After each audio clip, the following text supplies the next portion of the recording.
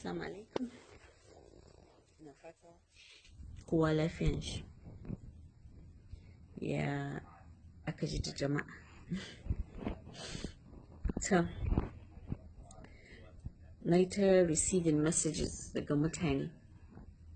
I think I've received about 300 messages from different people trying to ask why I am mute about the incident that happened last week.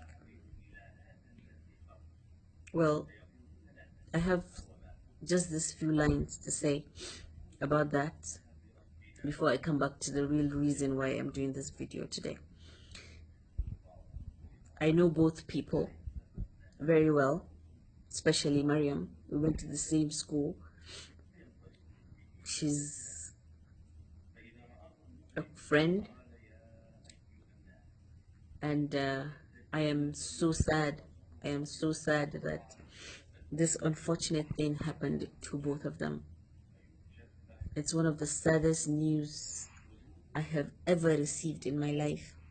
It took me 24 hours to sit in the same position I was seated when I heard the news. I really can't say anything other than imabiliya addu'a. Allah ya ji kanshi, Allah ya masa rahama, Allah ya sa ya huta. Ita kuma Maryam, there's nothing I can say about her situation because I don't know. I have no idea. I cannot judge her because I don't know. I don't know what happened in the house that night. If she did this, to Allah ya shirye ta. Allah kuma shi kaɗai ne zai iya judging wannan abun ma biliya riga da ya rasu. But I can't say anything more than this because this is just beyond me. It's just beyond me. All I can do is pray for both of them and their families. Allah ya ba mu families su haƙurin jure wannan rashin. Mu kuma Allah kar ya taɓa jarraba mu da irin wannan masifa. Allah ka raba mu da masifa don darajar annabi. Allah ka raba mu da zama ajalin mutum. Shine kawai addu'an da nake tun da wannan abun ya faru. I did not say anything other than inna lillahi wa inna ilaihi raji'un. Allah ka raba mu da masifa. Allah ka raba mu da masifa. So the next thing, the main reason why I'm making this video today is to address three things. First, I'll start with parents.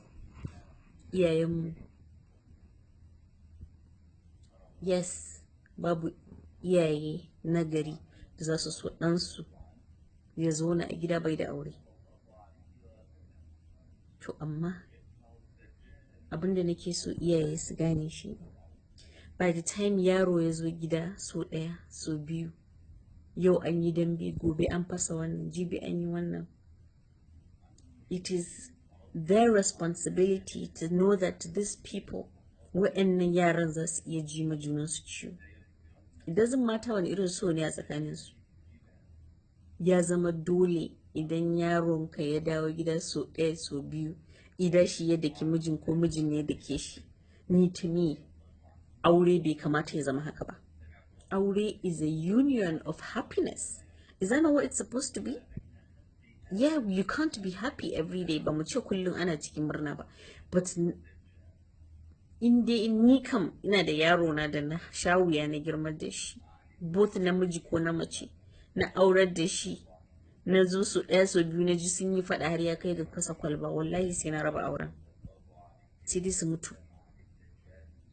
Iyaye ya kamata su zauna su canza yanda suke handling al'amarin aure. Wata za ta zo gida ta ce ma babanta, mijina ya mun duka, sai ya ce ki koma. Wani baban ma zai ce ai he has the right to beat you, ke ne baki da gaske. To me amfani a dawo a zama ana cikin wannan matsala, a rasa yanda za a yi da juna, ba kuka za ka yi ba, kai kamar rasa ma me yake damunka.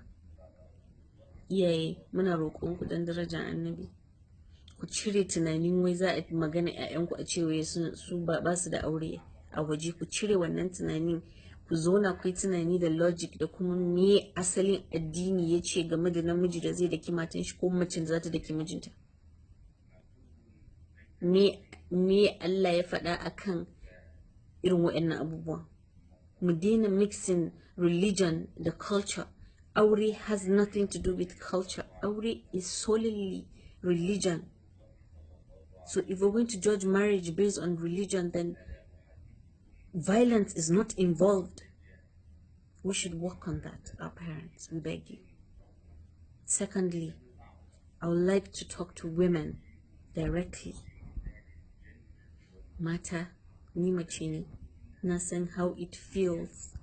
I know how hard it feels, how terrible and how hurtful it is to find out that mutumin da kike bala'in so kika ma wani ma maybe kin mishi komai a rayuwa yana son wata daban baki ba, ko ya fara magana da wata, ko yana zuwa ya sayan ma wata abin da baya sayan miki. Na san how it feels. I know, and I know that ba kowa yake iya controlling ba, but amma ina roƙonku dan darajar annabi, ba wanda a cikinku na san yake so yau ya samu kanshi a cikin situation da Maryam ta samu kanta. Mu rinka danne zuciyarmu, mu rinka danne zuciyarmu. Ni kullum ina cewa duk ranar da na aure mutum da har na jiwe in na kalle ka ina so in mare ka ma ba mai ɗauki wuka in caka maka ba, zan tattara kayana in bar gidan. Na san that is not a solution, but what I'm telling you is haƙuri yana da amfani. Komai na duniya na mai wucewa ne, duk abin da ka mishi haƙuri wallahi zai wuce. Ina tabbatar muku cewa iyayenmu sun yi going through worse than abin da muke going through, saboda mazan da baka ma isa ma a yi shawara da kai ba, amma yanzu mai yiwa yana ma shawara da ke, mai yiwa ma za ki sani.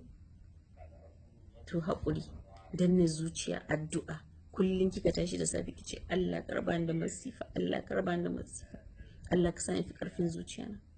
Ku yi tunanin yaranku, ku ji tausayin iyayenku, ku yi haƙuri. Duk ranar da kika ji haƙurinki ya ƙare, tattara kayanki ki bar gidan, ba dole a ciki. You can start all over again, but kake yadda ki zama ajalin mutum. Mu rinka danne zuciyarmu, mu rinka haƙuri da ciwo, amma mu yi haƙuri. Allah ya san me yasa ya saka mu a wannan position ɗin.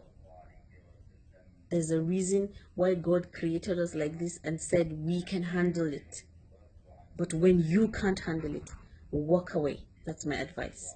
Walk away and go and cry and do whatever it takes to get yourself back together and live your life, because you were living your life before you met this person. You can have a life after that person. Thirdly, this is to men. Alhamdulillah for you guys. Allah said you can marry more than one wife because of the nature that He created you. He knows that you people love plenty things. You can't stand and look at one thing for the rest of your life. We agree. But I want you people to know that when God said that, between you and Him, you know that. Anyone who knows Islam and read this particular ayah, or the verse that said you people can marry more than 4 wives, knows that God did not say you should do it in the manner that you guys are doing it. God didn't say parade it to our faces. Mata ne Muhammad sallallahu alaihi wasallam ba wanda yake su pure, but sun kishi. Mata suna da kishi. You cannot come ina kwance gado ɗaya da kai kana chatting da wata mace. Allah bai gaya maka haka ba. Wannan ba neman aure bane. You cannot go and buy mace da take waje motan da ni bana hawa. In ji labari ka tsamman za a wanye lafiya ranar. Macen da kake fita da ita a waje bata isa ta buga maka waya ina zaune a gefen ka ɗauka ka ce I love you too baby, ka tsamman za a wanye lafiya. You cannot take a woman, wata mace da ba matanka ba, ka kai ta ƙasan waje ku yawo ku ɗauki hotuna in gani a social media ka ce kar yin kishi. Tsammanin wai wa'annan abubuwan wai mata wai su wai din Allah ya ce sai dole mijinki ya aure wai za su ɗauki wannan. Ba kowane mace bane take da ability rike irin wancan abubuwan. If we're going to talk about religion, then let's talk about it in the real sense. God did not give you that right. Ya ba ku right ku ƙara mata, bai ba ku right ku iskanci ba. Allah bai ce ku adultery ba, abinda cewa kai a jefe ku. Cewa kai a jefe duk wani mutumin da ya adultery. Allah ne ya faɗa, bai ce mace kaɗai, bai ce har da namiji. Duk wani wanda ya yi adultery a jefe shi.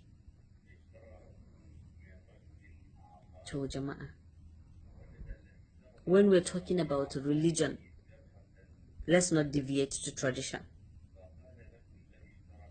Ku yi aure, ku auri more than one wife, but do not disrespect your wives. To the women out there who made videos saying, why gaya miki mijinki ke kaɗai ne, naki ne ke kaɗai. Be sensible. Next time you're doing a video, know that you that you're talking about it, if you're in that position, you might not be able to take it the way another person is taking it.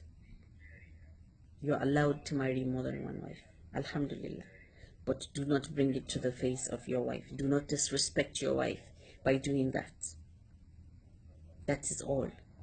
We can all come together and prevent such things from happening in our society. Because what happened to Maryam and her family and Bilia and his family can happen to a lot of us. We can prevent this. Come together, pray together. Marriage is a union of happiness, not a union of battle. When it reaches a point where your husband will slap you, that is not marriage. When it reaches a point when a wife will take a knife and cut her husband, that is not marriage. Even animals don't do that to their people, to their own. So please, try as much as possible to stay away from things that you would regret, because you can prevent them. Haƙuri, patience is the key to the whole things, every single thing we're doing in this life. Kamishi haƙuri. I always say this too shall pass. It shall. Allah ya rufa mana asiri. Allah ka raba mu da masifa. Allah ka ji kan Bilyaminu, ka sa ya huta, ka raba mu da masifa. Nagode.